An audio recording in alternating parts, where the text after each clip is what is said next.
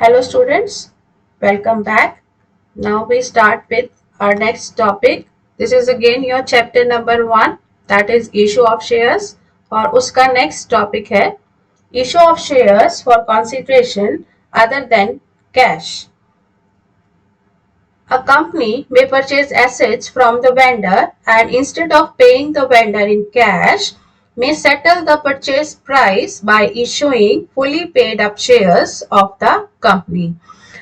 देखिए कोई भी कंपनी जब वेंडर से किसी भी वेंडर में सेलर से कुछ भी एसेट्स खरीदती है, एसेट्स को परचेस करती है, तो उसके बदले में कैश का पेमेंट ना करके कंपनी अगर अपने फुली पेड अप शेयर्स को इश्यू करती है तो उसे हम कहते हैं issue of shares for consideration other than cash.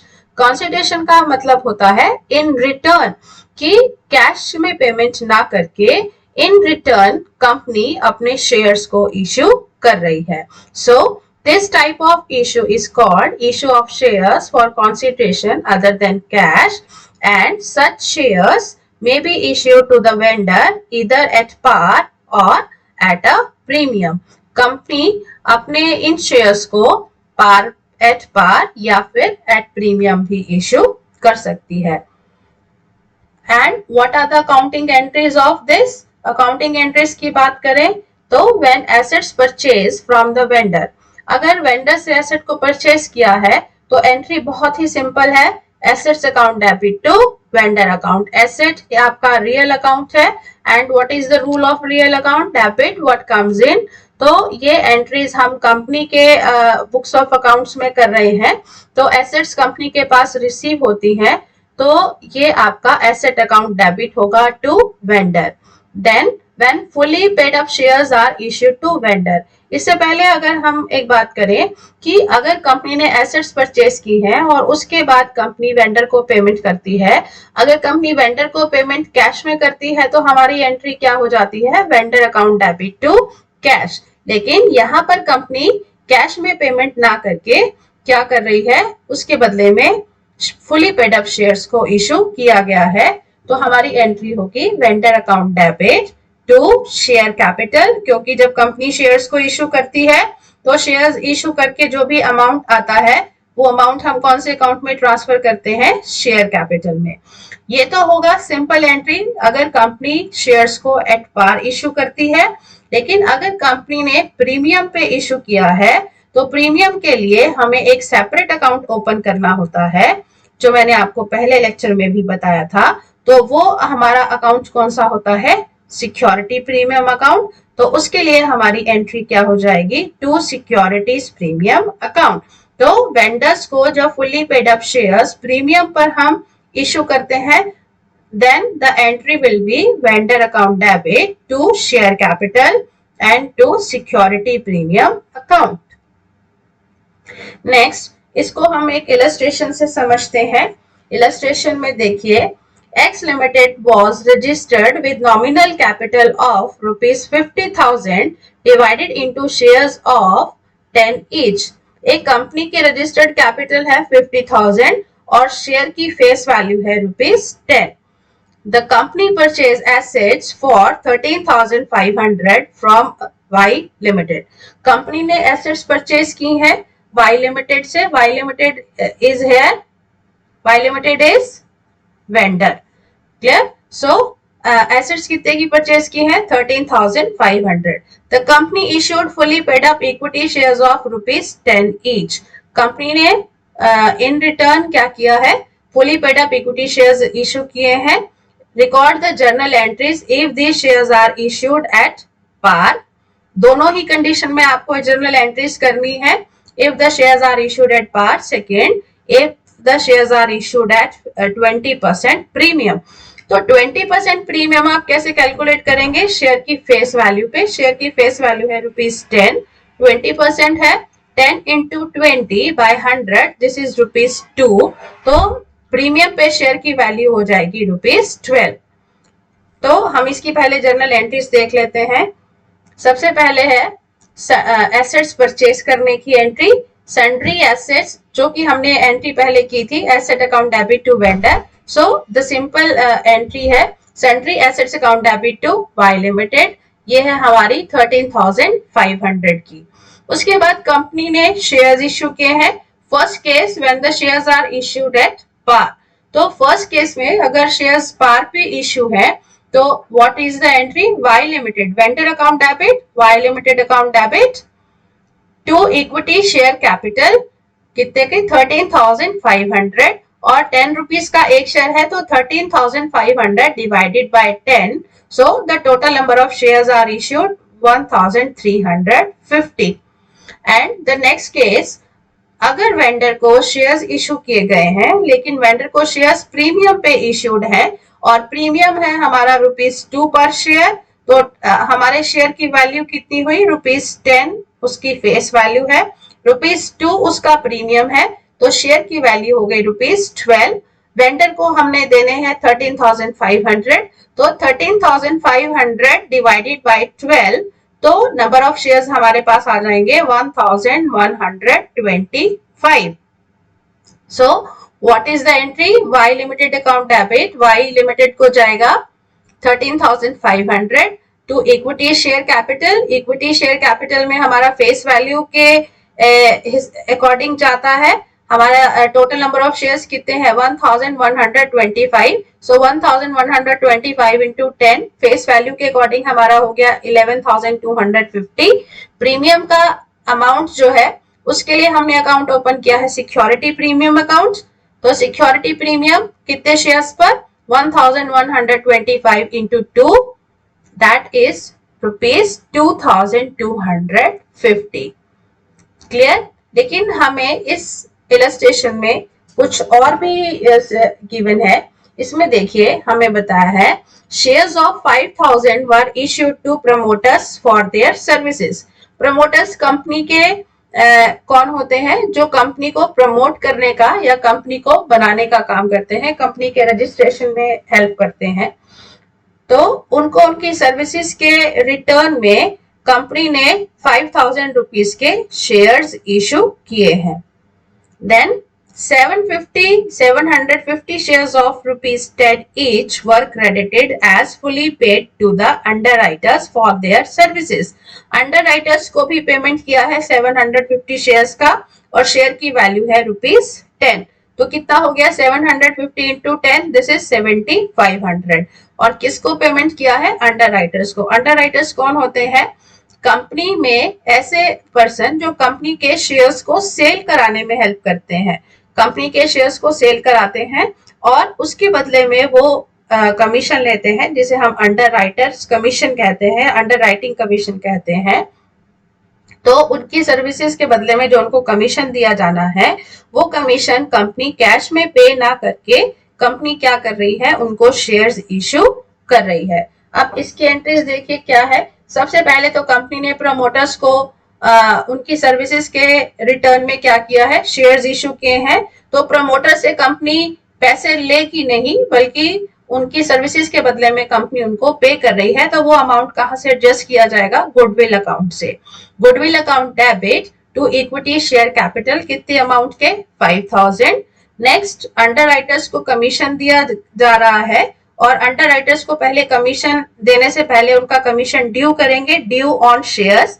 तो ड्यू करने की entry underwriting commission account debit to underwriters account.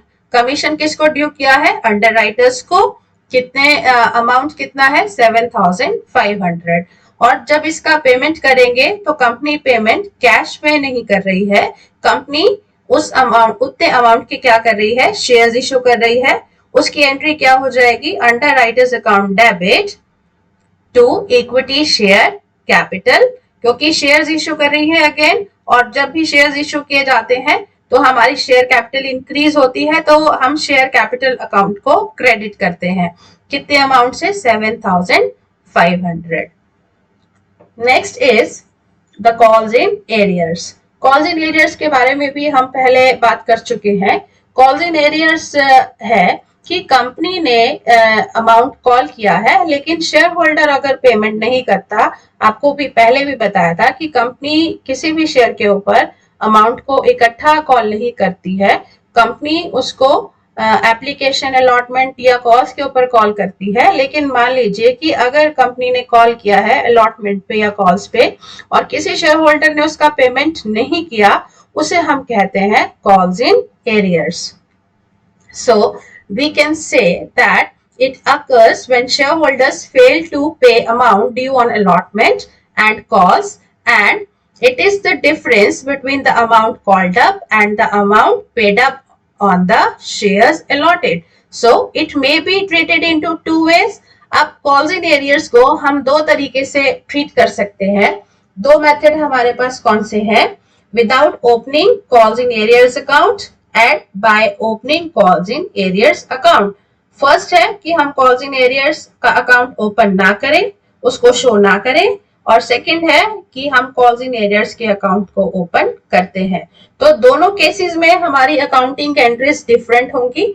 हम देखते हैं कि हमारी अकाउंटिंग एंट्रीज क्या होंगी. तो सबसे पहले देखते हैं when without opening calls in arrears account. हमने calls in arrears account open नहीं किया, तो सबसे पहले हम कॉल को ड्यू करते हैं. कॉल को ड्यू करने की सिंपल एंट्री है share call account debit to share capital. ये हमने शेयर कॉल को ड्यू किया.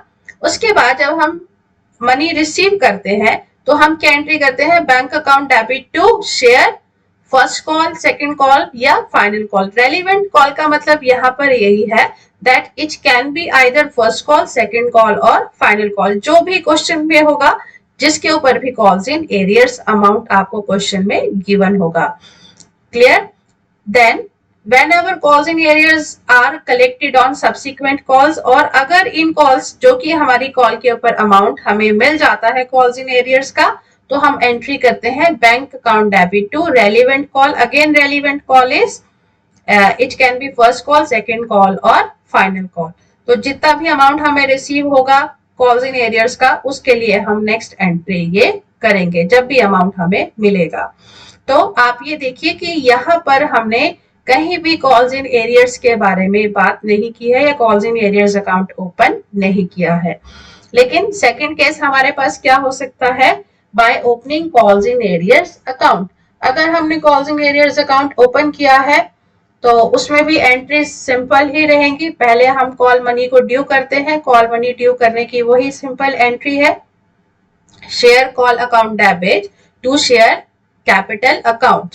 उसके बाद when call money is receive, जब हम कॉल मनी रिसीव करते हैं लेकिन उसमें हमारा कॉल्स इन एरियर्स भी है, तो बैंक अकाउंट डेबिट बैंक जितना हमें अमाउंट रिसीव हुआ है, calls in arrear account debit जितना अमाउंट अभी कॉल्स इन एरियर्स में है, मतलब जो शेयर होल्डर ने पेमेंट नहीं किया है, to relevant call. Relevant call वही है जो अभी मैंने आपको इससे पहले स्लाइड में बताया है. Then when calls in arrears are collected on subsequent date, और अगर हमें किसी अगली किसी डेट पे कॉल्स इन एरियर्स का अमाउंट रिसीव हो जाता है, तो एंट्री क्या होगी? कंपनी के बैंक अकाउंट में पैसा आ जाएगा bank account debit to calls in arrears account. और देखिए इसमें सबसे इंपॉर्टेंट चीज एक और है कि जब भी कॉल्स इन एरियर्स होता है तो वहां पे एक इंटरेस्ट की भी हम बात करते हैं. कॉल्स इन एरियर्स अभी आपको बताया कि कंपनी ने अमाउंट को कॉल किया है लेकिन शेयर होल्डर ने उसका पेमेंट नहीं किया, तो जितने टाइम तक शेयर होल्डर उस पेमेंट को ड्यू रखता है, जितने टाइम तक उसका पेमेंट नहीं करता, उतने टाइम पीरियड का जो इंटरेस्ट है share holder has to pay to the company. Share holder को जब भी वो कॉल्स का अमाउंट पे करेगा तो वो उतने पीरियड का, कौन से पीरियड का? जिस डेट पे कंपनी ने कॉल्स को ड्यू किया है और जिस डेट पे शेयर होल्डर ने उसका पेमेंट किया है, उतने टाइम पीरियड का इंटरेस्ट शेयर होल्डर को कंपनी को पे करना पड़ेगा. और जब हम इंटरेस्ट की बात करते हैं तो इंटरेस्ट में आता है कि फिर किस रेट ऑफ इंटरेस्ट से पेमेंट किया जाएगा. तो रेट ऑफ इंटरेस्ट वैसे तो मेंशन किया होता है, लेकिन अगर कहीं कुछ मेंशन नहीं है तो कॉल्स इन एरियर्स पे जो रेट रहता है that is 12%. Sorry, it is 10%. 10% rate of interest से कॉल्स इन एरियर्स के ऊपर एक शेयर होल्डर कंपनी को पेमेंट करता है. क्लियर? अब हम इसको एक क्वेश्चन से देखते हैं, क्वेश्चन से समझने की कोशिश करते हैं. A Limited offered to public 20,000 equity shares of 100 each. 20,000 equity shares 100 का एक है, कंपनी ने ऑफर किए हैं. एप्लीकेशन पर शेयर ₹20, अलॉटमेंट पर share ₹30, first call ₹40 and second and final call per share ₹10. Company received the applications for 20,000 shares. Company ने 20,000 shares offer किए थे और 20,000 के लिए ही एप्लीकेशंस कंपनी को रिसीव हुई हैं. Then pass the necessary journal entries. A shareholder holding 500 shares did not pay the first and second call.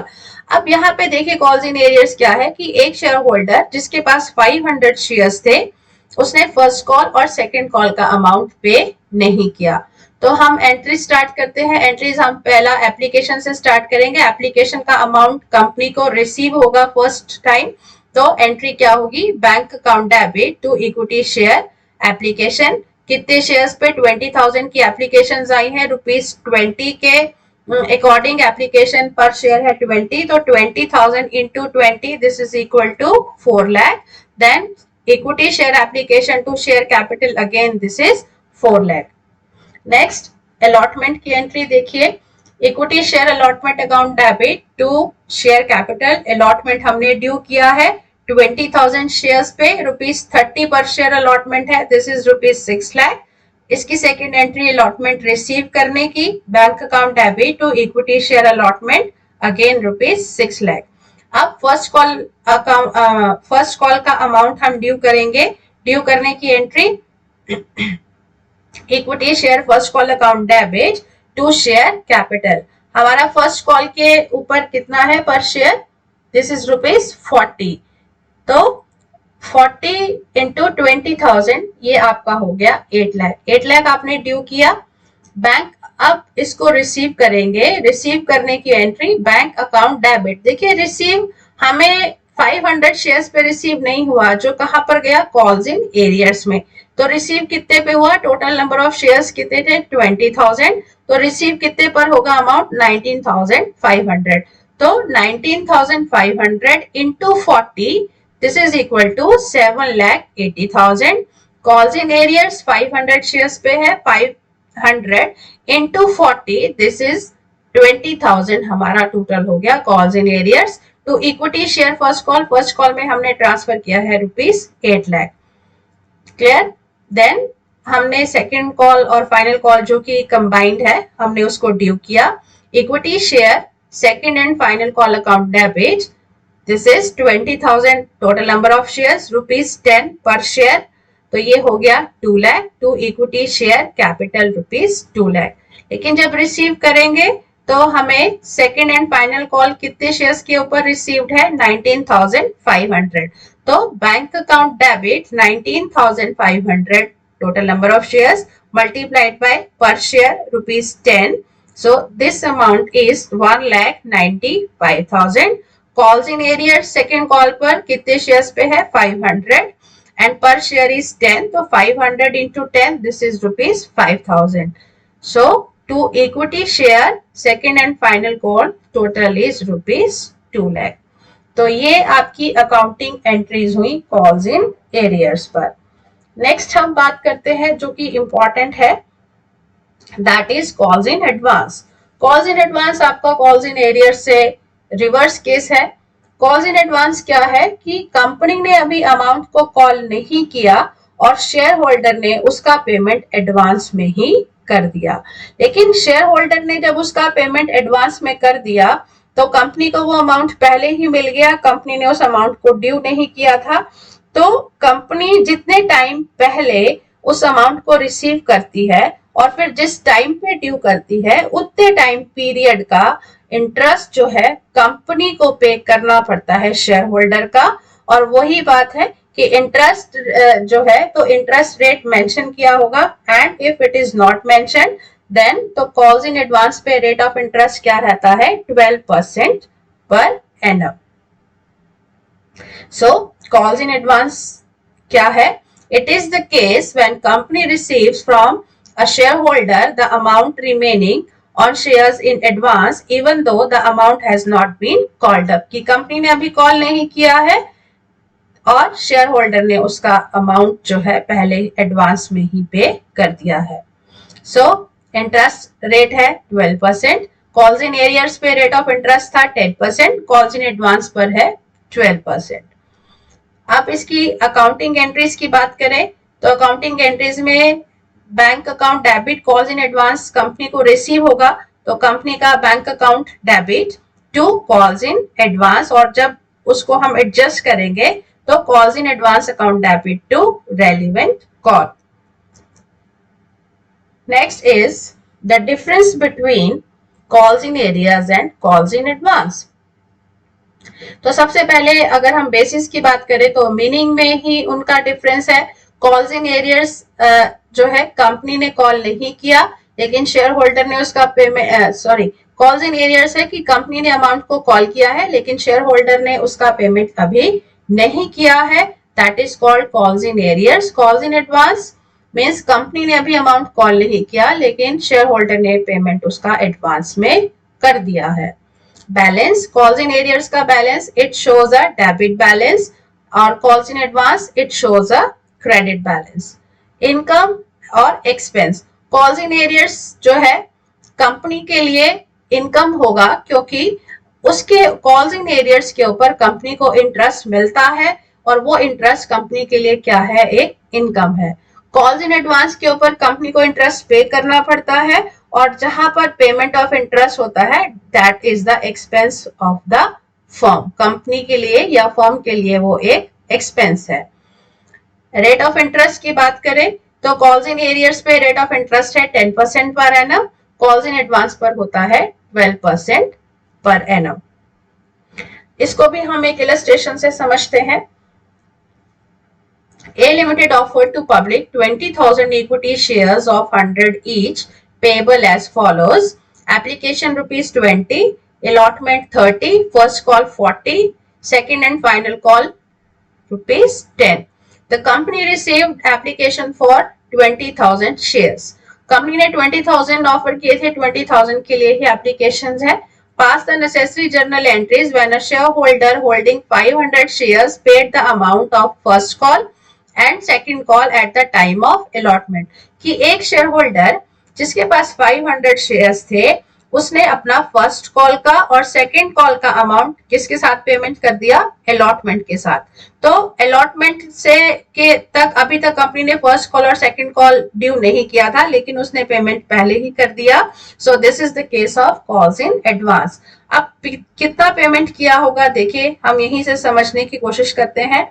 Number of shares कितने हैं, 500, फर्स्ट कॉल पे ₹40 पर शेयर, तो 500 पे 40 के अकॉर्डिंग कितना अमाउंट कंपनी को एडवांस में आया होगा, 500 इंटू 40, दिस इज ₹20,000। और सेकेंड कॉल पे, सेकेंड एंड फाइनल कॉल पे है ₹10, 500 इंटू 10, 5,000। तो फर्स्ट कॉल का 20,000, सेकेंड एंड फाइनल कॉल का 5,000, टोटल 25,000 जो कि कंपनी को एडवांस में रिसीव हुआ होगा अलॉटमेंट के साथ। अब इसका हम सॉल्यूशन देखते हैं। सबसे पहले एप्लीकेशन रिसीव करने की entry, bank account debit to share application 20,000 shares के ऊपर एप्लीकेशन का अमाउंट कितना है, ₹20 पर शेयर, तो 20,000 into 20, this is ₹4 lakh। Second entry equity share application account debit to share capital, again 4 lakh। अब अलॉटमेंट ड्यू करने की एंट्री, अलॉटमेंट ड्यू करिए, equity share allotment account debit to share capital 20,000 into 30, ₹6 lakh। अब जब allotment receive हुआ है, allotment पे फर्स्ट कॉल और सेकेंड कॉल का अमाउंट एक शेयर होल्डर ने पे कर दिया, जिस शेयर होल्डर के पास कितने थे, 500 शेयर्स। तो बैंक में कितना अमाउंट आएगा, बैंक अकाउंट डेबिट 6 lakh तो अलॉटमेंट का, plus 25,000 two calls in advance, 500 into 40 ये फर्स्ट कॉल का, प्लस 500 इंटू 10 ये सेकेंड एंड फाइनल कॉल का, दिस इज ₹25,000। तो टोटल हो गया 6,25,000 जो हमारे बैंक में आएगा, बैंक अकाउंट डेबिट टू 6,25,000।